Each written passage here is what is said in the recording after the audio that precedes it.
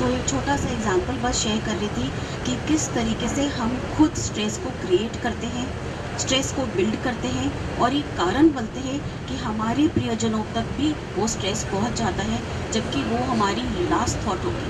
कभी भी हम वो करना नहीं चाहेंगे पर हम उसके सहायक बन जाते हैं। इस तरह से हम दे देते हैं और हम उसी चीज़ को चेंज कर सकते हैं, अपने बिहेवियर को, अपने थॉट्स को चेंज करके। नहीं बोल रही कि जब बच्चा जब मांगे तब दीजिए, पर जब देना है तो मुस्कुराते हुए दीजिए, वरना मना कर दीजिए। मना कर दीजिए, हर समय देना ज़रूरी नहीं है, पर समझिए तो डांट के देना, बुरा बोल के देना, देने से ज़्यादा, ना देने से ज़्यादा बुरा है, ज़्यादा वर्ष है। और ये कारण बन जाता है जो फिर वो आएंगे ना, स्कूल से आएगा वापस तो वो आके बोलेगा आज I had a very bad day. पता नहीं क्यों हर जना मेरे को गुस्सा कर रहा था, हर जना मुझसे ही लड़ रहा था। And you were thinking Y, पता नहीं तुम्हारी टीचर्स को क्या हो गया, पार्शियलिटी करती है, स्कूल के बच्चे क्यों बिहेव करते हैं, मैं उससे बात करूँगी, मैं उससे बात करूँगी। और हम रियलाइज़ भी नहीं करते कि उसका इनिशिएटर हम खुद थे। जी जी, बहुत बहुत अच्छी बात आपने बताया। आपके तालियां अगर बजे तो लगेगा कि आप लोग यहाँ पर हैं। तो निधि जी ने बहुत अच्छी बात बताई है। और मुस्कुराओगे तो दुनिया आपके कदमों पे होगी, वरना आंसुओं को तो आंखें भी पनाह नहीं होगी। तो मुस्कुराहट की बात करेंगे, खुशी की बात करेंगे, जॉयफुलनेस की बात करेंगे। और ज्योति जी से मैं जानना चाहूँगा एक बार इससे पहले कि सच ये है कि बेकार हमें गम होता है, सच ये है कि बेकार हमें गम होता है, जो चाहा था दुनिया में कम होता है। गैरों को कब फुर्सत है दुख देने की, गैरों को कब फुर्सत है दुख देने की, जो होता है कोई हमदम होता है। तो मैं ज्योति जी से जानना चाहता हूँ कि अपनों से जो स्ट्रेस, अपनों से जो थ्रेट, ऑफिस के अंदर सेक्सुअल डिस्क्रिमिनेशन, महिला उत्पीड़न, बाहर जो है कई प्रकार के थ्रेट्स होते हैं, physical threats, emotional, mental threats, उसके बारे में बताएं और किस तरह से उन्होंने इन चीज़ों पर विजय प्राप्त की, ये भी शेयर करें।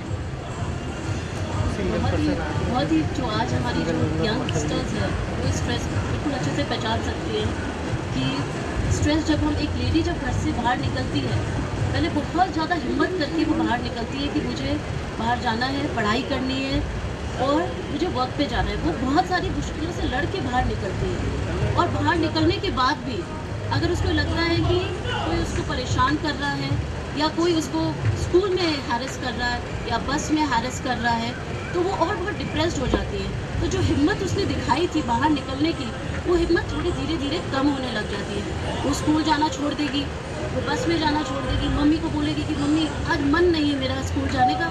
मम्मी पूछेगी भाई क्या हुआ, बस मम्मा मन नहीं है। तो हमने क्या हुआ कि इतनी ज़्यादा ये जो हमारे मिसक्रिएंट्स होते हैं, इसके कारण हमारी जो गर्ल्स हैं और जो हमारी वुमेन फोर्स है वो अपनी शक्ति को धीरे धीरे कम होता हुआ देखती है।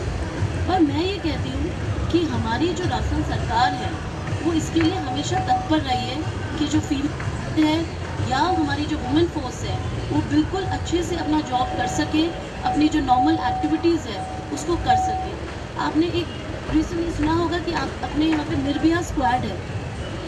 अगर किसी भी लड़की को ऐसा लगता है कि उसके साथ कोई प्रॉब्लम कर रहा है या कोई भी लड़का या कोई उसको परेशान कर रहा है, तो निर्भया स्क्वाड जो होती है वो जो आपकी जो फॉर्मल क्लोथ्स नहीं, नॉर्मल आपके जो जनरल क्लोथ्स होते हैं, कैजुअल क्लोथ्स के अंदर स्कूल्स या जहाँ पे भी बालिकाओं की जो गैदरिंग ज़्यादा होती है, निर्भया स्क्वाड पुलिस ऑफिसर्स हमेशा एक सब इंस्पेक्टर के उसमें घूमती रहती है। तो अगर वो पूरे ध्यान रखती है वैसे तो, पर अगर कुछ होता है तो वो बता देती है। दूसरा हमारी एक निर्भया की एक हेल्पलाइन भी है जिसमें आप टोल फ्री हेल्पलाइन है, आप उसमें जाके आप कंप्लेन करते हैं तो वो तत्परता से उसके ऊपर एक्शन लेती है। अगर हम वर्कफोर्स की बात करते हैं, देखिए workforce sexual harassment and workforce act अपना आया था विशाखा गाइडलाइंस के बाद। सबको लगा कि वर्कफोर्स के अंदर ये आपने केस सुना होगा, भवरी देवी जी जो थी, उसके बाद ही विशाखा गाइडलाइंस हमारी आई थी और 1994 के अंदर sexual harassment and workforce act आया। ये एक्ट किसी भी एम्प्लॉयर को, भले वो प्राइवेट है, ऑटोनॉमस है, गवर्नमेंट है, उसको ये बाध्य करती है कि आपके वर्क प्लेस के अंदर वुमेन के लिए अगर उसको किसी प्रकार का डिस्ट्रेस हो रहा है तो उस डिस्ट्रेस के लिए एक इंटरनल कंप्लेंट कमेटी होना ज़रूरी है। डिस्ट्रिक्ट लेवल पे भी आपकी एक सेफ्टी होती है। जैसे आप हमारे साथ बहुत सारे पैनलिस्ट हैं, ये भी इनके भी आप देखेंगे तो इनको भी मैंडेटरी है कि अपने अंदर, अपने ऑर्गेनाइजेशन के अंदर इनको एक ICC internal complaint committee arrange करना, ऑर्गेनाइज करना ज़रूरी है, जिसकी प्रिसाइडिंग ऑफिसर हमेशा एक लेडी होती है, जो संबंधित जो भी ऑर्गेनाइजेशन है उसके साथ में उसमें 2/3 मेंबर्स भी लेडीज़ ही होंगी। जो लेडी है अगर उसको लगता है कि मेरे साथ कहीं पे कुछ प्रॉब्लम हो रही है, वो इस ICC को जाके कंप्लेन कर सकती है। वो ICC बाकायदा उसकी बात को सुनेगी, एक अच्छा एक ईयर देगी कि हाँ उसके साथ क्या प्रॉब्लम हुई है और उसको डील करेगी। उसके साथ आप ये देखेंगे कि आप सेक्सुअल हैरेसमेंट जो हम कहेंगे तो इसके अंदर हमारी जो लेडीज़ हैं, हमारी जो गर्ल्स हैं, मुझे ऐसा लगता है कि उनको अपने अंदर सबसे पहले निर्भया और हिम्मत लानी पड़ेगी। आपको बोलना सीखना पड़ेगा कि मेरे साथ ये प्रॉब्लम हुई है। हम क्या होता है कि हम अगर चुप रहते हैं, हम उस मिसक्रेंट को और हिम्मत देते हैं कि भाई इसके साथ बुरा हुआ है, तो हम चुप रहते हैं। अगर हम एक लड़की बोलेगी तो दूसरी लड़की को हिम्मत देंगे, तो हम आगे वाले जो लोग हैं उनको हिम्मत से हिम्मत हमारी कड़ियाँ जुड़ती जाएंगी और वो जो जना है वो उस चीज़ पे वही कर्टेल हो जाएगा। तो हमें आना पड़ेगा, बोलना पड़ेगा और हिम्मत दिखानी पड़ेगी। बहुत बहुत अच्छी बात आपने ज्योति जी बोली। एक लड़की पढ़ेगी तो 100 पीढ़ी चढ़ेगी, ऐसा मानते हैं, है ना? तो पढ़ाई भी ज़रूरी है। और मैं बाकी पैनलिस्ट से आग्रह करूँगा कि समय की थोड़ी बंदिश है, थोड़ा संक्षेप में बातों को कहें। और डॉक्टर गुंजन जी, आप हमारे माताओं बहनों, हमारी बेटियों के लिए क्या लाइफ मॉडल सजेस्ट करेंगे जिसमें कोई गम भी ना हो, आंसू भी ना हो, बस प्यार ही प्यार करे? इस तरह का हेल्दी लाइफस्टाइल आप क्या सजेस्ट करेंगे ताकि वो स्वस्थ रहें, हेल्दी रहें और स्ट्रेस से दूर रहें? प्यार तब पलेगा जब आप खुद से प्यार करें। That is something very, very important. If you don't respect your own body, if you don't love yourself, if you don't prioritize yourself, आपको पहले खुद के बारे में सोचना है। एक माँ बहुत सारे बच्चों का ध्यान रख लेती है। एक जना बीमार हो जाए घर में और मदर भी बीमार हो तो घर तहस नहस हो जाता है। So if everyone is sick in the house, mother is okay, you know, she'll take care of everybody, but vice versa cannot happen. So वो आएंगे, मम्मी ये कहाँ रखा है, मम्मी ये कहाँ रखा है, हस्बैंड यू नो टिफिन मंगाएगा, स्विगी से ऑर्डर होगा। लेकिन अगर 4 जने घर में बीमार हैं, she will cook for everybody, she'll give medicine to everybody, she'll do everything. So realize your importance and be sure that you are very, very important. You are a very important person of the house. Whether you are married, unmarried, wherever you are working, you are the most important person. And the day you realize that, you will never feel unhappy. क्या बात है, बहुत अच्छी बात बताई। मत टिको मदिर शांत छाया में, मत रुको तुम मोह माया में, लोलुपते लालसा जहाँ वहीं पर क्षय है, आनंद नहीं जीवन का लक्ष्य विजय है। विजय के सूत्र जीवन को कैसे जिएं, कैसे आगे बढ़ें, इसके लिए मैं गुजारिश कर रहा हूँ मैडम शीनी जोशी। आगे कैसे बढ़े, आई थिंक ये एक बात है जो हम सबको अपना खुद का चुनना बहुत ज़रूरी है, प्रोपेल करना बहुत ज़रूरी है। लेकिन कुछ साइंटिफिक फैक्ट्स मैं यहाँ ज़रूर बोलना चाहूँगी। आप शॉक्ड रहेंगे सुनकर के इसमें, लेकिन घबराने की बात नहीं है, जानने की बात है कि 1 in 20 Indians is suffering from some और द अदर मेंटल डिसऑर्डर। जो रिप्रोडक्टिव एज होती है विमेन की, वो सबसे ज़्यादा हाई रिस्क पे होती है फॉर डिप्रेशन। और मेंटल डिसऑर्डर्स में डिप्रेशन सबसे बड़ा प्रॉब्लम है। And overall in the world 1 in every 4 people in any given year will be suffering from mental disorder. तो इसमें डरना है कि काउंसलर के थ्रू और डॉक्टर के पास जाना है। क्या करना है?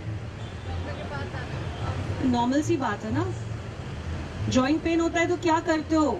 अपने पेशेंट का हाथ पकड़ के बोलते हो क्या सब कुछ ठीक हो जाएगा, सब कुछ तो ठीक है, तुम्हारे साथ क्या प्रॉब्लम है, फिर क्या दिक्कत हो गई, ये बोलते हो? तो क्या करते हो? What is it that you do? It's a rhetorical question. You take the patient for treatment. Similarly, बहुत सारी बातें हमने स्ट्रेस पे की, हैप्पीनेस पे की। आई थिंक सिंपैथी जो है ना, वो ओवररेटेड एक शब्द है। और एक दूसरा शब्द है एम्पैथी। तो सोसाइटी में एम्पैथी लाने की बहुत ज़रूरत है। कोई बता सकता है, इतने यंग बच्चे हैं यहाँ पे, what is the difference between sympathy and empathy? You must go back and learn then. Sympathy is feeling for the others, right? Empathy is imagining yourself in the shoes of the others and then trying to understand how they must be feeling. तो जब हम दूसरों के लिए empathy की बात करते हैं तो सबसे पहले खुद के लिए भी तो एम्पैथी की बात कीजिए। हैप्पीनेस के लिए सबसे पहला जो स्टेप है वो आप सबको फॉरगिवनेस की बात करते हैं, खुद को भी थोड़ा सा फॉरगिव कर दीजिए। You are also a human being, you have the right to be happy. अपने आप को फॉरगिव करते हुए चलिए। थोड़ा सा सोसाइटी के लिए, परिवार के जनों के लिए थोड़ा सा एम्पैथी रखिए। और हर दिन, पता नहीं कल का दिन आए कि नहीं आए, सडन डेथ के बारे में सुना, काफी कुछ सुना, हर दिन जिस चीज से आपको खुशी मिलती है थोड़ा सा अपने लिए ले लीजिए। That's all. बहुत बहुत बहुत अच्छी बात आपने बताई। देखिए, पैनलिस्ट से मैं गुजारिश करूंगा कि आप में से कोई और कुछ अगर कहना चाहता है तो कहें, नहीं तो हम लोग ऑडियंस का सवाल लेंगे। और ऑडियंस में से कोई क्वेश्चन करना चाहते हैं तो प्लीज़ तैयार होकर आगे आएँ, उनसे पूछें। रात की काली चादर ओढ़े, मुंह को लपेटे, सोई है कब से, रूठ के सबसे सुबह की गोली। आंख ना खोले, मुंह से ना बोले, जब से किसी ने कर ली है उसके सूरज की चोरी। आओ चल के सूरज ढूंढें और न मिले तो किरण किरण फिर जमा करें हम, और एक सूरज नया बनाए। रूठ के सबसे, सोई है कब से, सुबह की गोरी, उसे जगाएं, उसे मनाएं। आप में से कोई क्वेश्चन अगर सामने आता है तो बताएं। इतने जबरदस्त पैनलिस्ट, इतने गुणी जन हमारे बीच में उपस्थित हैं। आप सभी का बहुत बहुत आभार, बहुत बहुत धन्यवाद यहाँ पे आने के लिए। एक सवाल।